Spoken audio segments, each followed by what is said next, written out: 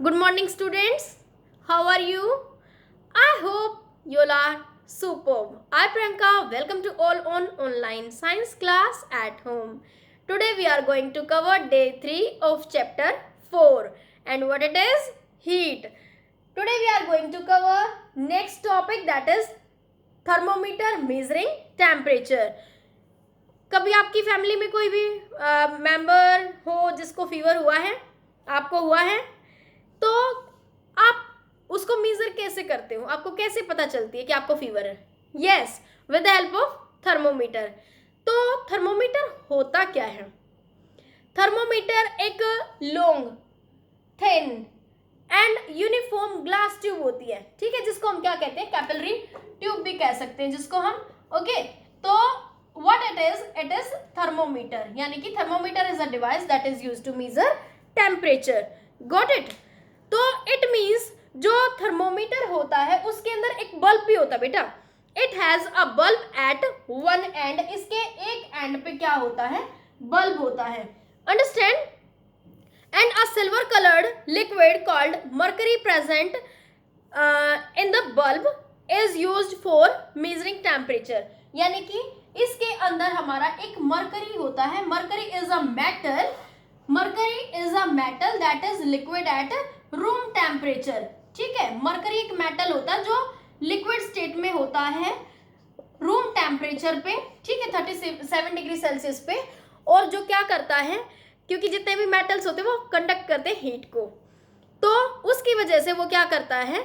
Temperature को major करा सकता है. A silver colored liquid called mercury present in the bulb is used for measuring temperature and mercury is a thermometric fluid. mercury को हम thermometric fluid भी कहते हैं. Now thermometer works on the principle of that heat energy causes expansion. कई बार पूछा जाता है competitive exam में कि जो आपका थर्मोमीटर है, थर्मोमीटर के अंदर अगर आपका मरकरी है तो वो किसके ऊपर काम करता है? कि हीट एक्सपेंड्स, जो हीट एनर्जी है that causes expansion. ठीक है, heat energy causes expansion. जैसे लाइक हमने ये भी पढ़ा था, expansion और contraction टू थिंग्स होती है हमारी. एक तो चीज ऐसी होती है जो आप हीट करते हो तो वो एक्सपेंड हो जाती है, ठीक है. Like I am giving you an example. आपकी कोई भी रबर वाली जो पाइप है वो होती है, तो आप उनको थोड़ा सा हीट करते हो तो स्प्रेड हो जाती है, एक्सपेंड हो जाती है. तो हीट एनर्जी जो है वो किसके ऊपर काम करती है? एक्सपेंशन के ऊपर. सपोज आपने किचन में कोई भी बर्तन रखा हुआ है और आप फैन चला देते हो, आपका उस पर रखा है गैस पे, और अगर हम फैन ऑन कर देते हैं तो वो सारी की सारी जो हीट एनर्जी है उसको खींच लेता है. तो जो हीट होती है वो एक्सपैंड होती है. ओके, और जो कोल्ड होता है वो कॉन्ट्रैक्ट होता है. ओके, इसीलिए जो गर्म हवा होती है वो हमेशा ऊपर की तरफ उठती है, because that is light in weight. Now the expansion of when solids, liquids and gases are heated. जब आप किसी भी solid को, liquid को या गैस को हीट करोगे तो they expand, वो expand होते हैं. The expansion of any substance upon heating depends upon the material, यानी कि वो उस मटेरियल के ऊपर डिपेंड करता है जिससे वो बना है. बिकॉज लाइक अगर हम क्ले की बात करें, मिट्टी की बात करें, तो वो थोड़ी ना एक्सपेंड होंगे, क्योंकि वो अपने अंदर से हीट को कंडक्ट नहीं करते. क्योंकि हमने क्या पढ़ा था? कंडक्टर और इंसुलेटर चीजें पढ़ी है ना. तो जो कंडक्टर होते हैं वो हीट को कंडक्ट करते हैं, जो इंसुलेटर होते हैं वो नहीं करते. जब सपोज आप रबर वगैरह की जो चीजें होती हैं तो वो क्या होती हैं? वो हीट को कंडक्ट नहीं करती हैं. Understand? The expansion of any substance upon heating depends upon the material it is made of and the amount of heat is given, and the extent of expansion is very less in solids while it is quite high in gases.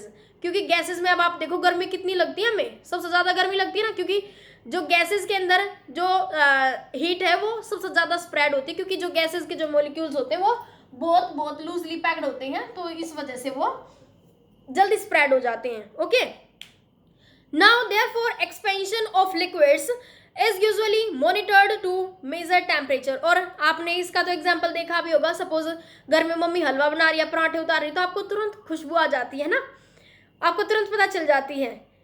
तो इससे आपको क्या पता चलती है? कि जो heat energy है वो स्प्रेड होती है. लेकिन सपोज मम्मी मिल्क शेक बना रही है, ओके, या फिर आइसक्रीम वगैरह की बनाने की तैयारी कर रहे हैं, तो जो कोल्ड जो थिंग्स होती हैं उनकी आपको नहीं पता चलती है। लेमनेड बना रहे हैं तो क्या आपको खुशबू आती है कि मम्मी नींबू पानी बना रही है? नहीं पता चलती ना। तो जो हीट एनर्जी है that causes expansion, okay, and जो कोल्ड है वो क्या करता है? Contraction, okay. Now you will find two scales on the stem of a thermometer. दो स्केल आपको फाइंड करने हैं, one is Celsius scale and other is Fahrenheit scale. In Celsius scale में जो टेम्परेचर होता है at which pure water freezes at a sea level is taken as lower fixed point, जिसको हम बॉइलिंग पॉइंट और melting point कहते हैं, ठीक है। और एक होता फ्रीजिंग पॉइंट और एक होता बॉइलिंग पॉइंट। फ्रीजिंग पॉइंट वो होता है यानी कि जब वो बिल्कुल बर्फ में कन्वर्ट हो जाता है, और एक होता है हमारा बॉइलिंग पॉइंट जब वो उबल जाता है। तो आपका चाहे कोई भी स्केल हो उसमें आपके दोनों ही पॉइंट होते हैं। जैसे सपोज 0 डिग्री हमारा फ्रीजिंग पॉइंट है, 0 डिग्री सेल्सियस वाटर का और सेल्सियस स्केल के अंदर, और 100 डिग्री सेल्सियस हमारा बॉइलिंग पॉइंट है वाटर का, okay. Now the lower and the upper fixed points in the Celsius scale are therefore 0 degree Celsius and 100 degree Celsius respectively, and the scale between these fixed points is divided into 100 degrees. यानी कि 0 से लेके 100 degree तक वो divide होता है scale. जैसे आपके स्केल में सेंटीमीटर मीटर का भी जो स्केल होता है उसमें भी आपके मार्किंग होती है कि कितने सेंटीमीटर कितना मीटर का है ये, ओके। तो when the bulb of a thermometer is placed in contact with a body, the shining thread of the mercury expands. यानी कि जैसे हम वो हीट के कांटेक्ट में आता है, अगर आपको फीवर है तो वो तुरंत जो मरकरी, जिसको हम अपनी आम भाषा में पारा कहते हैं, तो वो ऊपर की तरफ चढ़ता है, ठीक है। तो mercury expands and moves up in the narrow capillary tube and you get to know the temperature by reading the graduation corresponding to the mercury thread. और फिर हम उससे क्या पता चलता है हमें? वो जहाँ तक भी जिस भी मार्क तक जाता है, सपोज वो यहाँ इस मार्क पे आया है और यहाँ पे आपका टेम्परेचर है सपोज 34 डिग्री सेल्सियस, या फिर फारेनहाइट में आपका 100 डिग्री फारेनहाइट, या फिर आपका कुछ भी है, तो आपको तुरंत पता चल जाती है कि आपको कितना फीवर है, अंडरस्टैंड। और जब डॉक्टर आपको बताता ना कि 104 बुखार है, तो बेटा वो फारेनहाइट स्केल में होता है, गॉट इट।